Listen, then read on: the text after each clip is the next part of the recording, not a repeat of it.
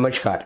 पिछले कुछ वीडियोस में हमने बात की कि रिबकेज को मसाज करने के क्या फायदे होते हैं, रिबकेज के पोस्चर के बारे में कैसे जाने, पोस्चर को कैसे पहचाने, इसके बारे में कई वीडियोस हमने जाने। मसाज करने से कितने फायदे होते हैं, लैग सेलियस कैसे ठीक होता है, उसके बारे में भी बात की। तो आज हम बात करेंगे कि रिबकेज का जो पोस्चर है ये खराब क्यों होता है, इसके पीछे जो रूट कॉज है, खराब होने की जो वजह है, उसके बारे में आज हम बात करेंगे। अगर ये वजह आपने जान ली तो आप भी आपका रिबकेज का पोस्चर सही कर सकते हो, और वो सही करने के लिए क्या करना होगा उसके बारे में भी आज हम बात करेंगे। तो आज का वीडियो आप पूरा देखना ताकि आपको बात ठीक से समझ में आए। सबसे पहले हम जानते हैं कि आपका जो रिबकेज है, रिबकेज के अंदर जो डायफ्राम होता है उसके दो पार्ट्स होते हैं, राइट साइड का डायफ्राम, लेफ्ट साइड का डायफ्राम। ये जो राइट साइड का डायफ्राम है इसका आकार बड़ा होता है, लेफ्ट साइड का डायफ्राम इसका आकार छोटा होता है। छाती में क्या है, लंग्स है, फेफड़े है। राइट साइड का जो लंग है ये आकार में बड़ा होता है, लेफ्ट साइड का जो लंग है आकार में छोटा होता है।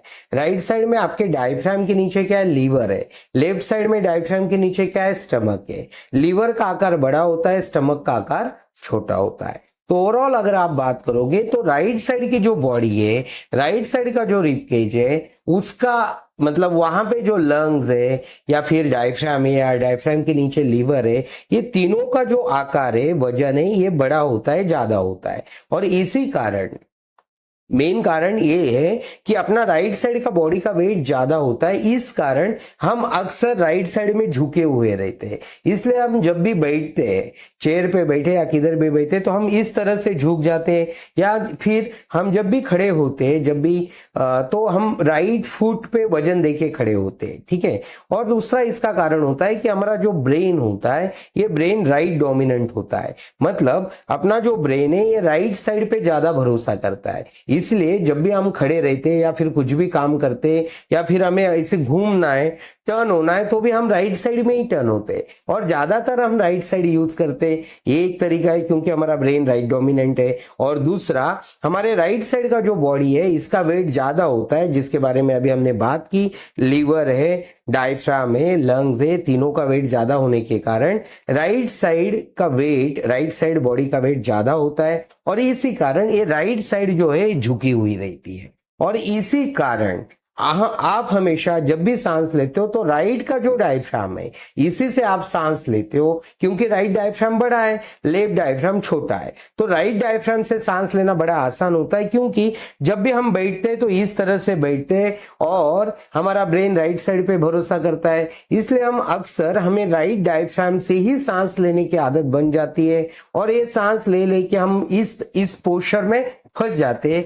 जिसके कारण हमारी जो राइट साइड की रीब्स है, साइड की, ये अंदर चली जाती है, ये शोल्डर आगे आ जाता है और ये जो पोर्शन है ये इस पोर्शन में गड्ढा बन जाता है। यहाँ की जो रीब्स है ये सिकुड़ जाती है, क्योंकि वहां पे एयर नहीं आती। वहां पे एयर क्यों नहीं आती, उसकी वजह ये है कि राइट साइड का जो डायफ्राम है, राइट साइड का डायफ्राम यहाँ पे एयर लाएगा, लेफ्ट साइड का डायफ्राम यहाँ पर एयर लाएगा। लेकिन हम सालों साल राइट डायफ्राम का ही सांस लेने में यूज कर रहे हैं, जिसके कारण हम लेफ्ट डायफ्राम से सांस लेना भूल जाते हैं या फिर हम उसका यूज नहीं कर रहे। और लेफ्ट साइड का जो डायफ्राम है ये यूज नहीं करने के कारण वो स्टीफ हो जाता है और फिर वो सांस लेने की प्रक्रिया जो होती है उसमें वो इन्वॉल्व नहीं होता। और अगर लेफ्ट डायफ्राम वीक हो गया, स्टीफ हो गया और फिर वो सांस लेने में मदद नहीं करेगा, तो लेफ्ट डायफ्राम से जो सांस यहां आने वाली है वो यहां नहीं आती, जिस कारण यहां की जो रीब्स है ये सिकुड़ जाती है। समझ रहे बात को। और राइट डायफ्राम से यहां सांस आ रही है तो यहाँ की रिब्स बराबर रहती है, यहाँ की रिब्स सिकुड़ जाती है, शोल्डर आगे आ जाता है, इस तरह से आप झुक जाते हो, ये रिबकेज अंदर चला जाता है। जैसे ही यहाँ राइट साइड का रिबकेज अंदर गया, लेफ्ट साइड का रिबकेज ऊपर आ जाता है। इसीलिए अक्सर लोगों में लेफ्ट साइड की जो लोअर रिब्स होती है, नीचे वाली जो पसलियां होती है, ये ऊपर उठी हुई रहती है। राइट साइड की जो साइड वाली रिब्स है अंदर दबी हुई रहती है, लेफ्ट साइड की साइड वाली रिब्स है बाहर आई हुई रहती है। जैसे ही लेफ्ट साइड की जो नीचे वाली रिब्स है ये ऊपर उठ जाती है, वैसे ही इसके पीछे वाली रिब्स सिकुड़ जाती है। अब तक हमने समझ लिया कि हम हमेशा राइट साइड का डायफ्राम सांस लेने में यूज करने के कारण हम लेफ्ट साइड के डायफ्राम से सांस लेना भूल जाते हैं, जिसके कारण लेफ्ट साइड का डायफ्राम वीक हो जाता है, स्टीफ हो जाता है और जो आपका लैक्स एलियस है उसी से जुड़ा हुआ है। अगर वो लैक्स एलियस ठीक करना चाहते हो तो लेफ्ट साइड का डायफ्राम जो है उसमें स्ट्रेंथ लाना जरूरी है, उसको जो सांस लेने में उसका इन्वॉल्वमेंट होना जरूरी है, उसका जो जकड़ा हुआ है डायफ्राम जो स्टीफ हुआ है उसको मूव करना जरूरी है।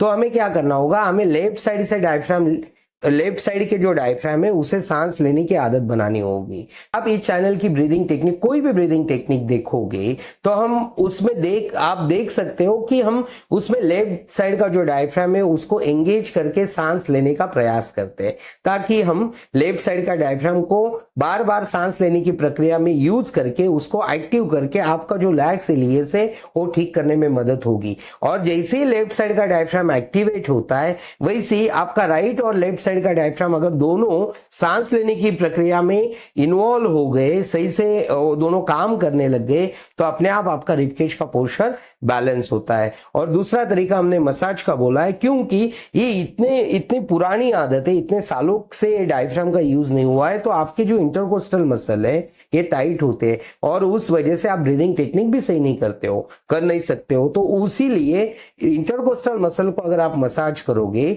और साथ में ब्रीदिंग टेक्निक्स करोगे तो आपका पोस्चर जो है, रिबकेज का पोस्चर है, ये निश्चित ही ठीक होगा। और साथ में अगर आपने आयुर्वेदिक मेडिसिन ली तो जो पेट में गैस बनती है जिसके कारण आपके लैक्स एलियस पे और प्रेशर आता है और लैक्स होता है, आपके डायफ्राम पे प्रेशर आता है, तो ये जो डाइजेशन में जो ज्यादा अमाउंट में गैस बनती है उसको अगर हमें रोकना होगा तो हमें डाइजेशन को इंप्रूव करना होगा।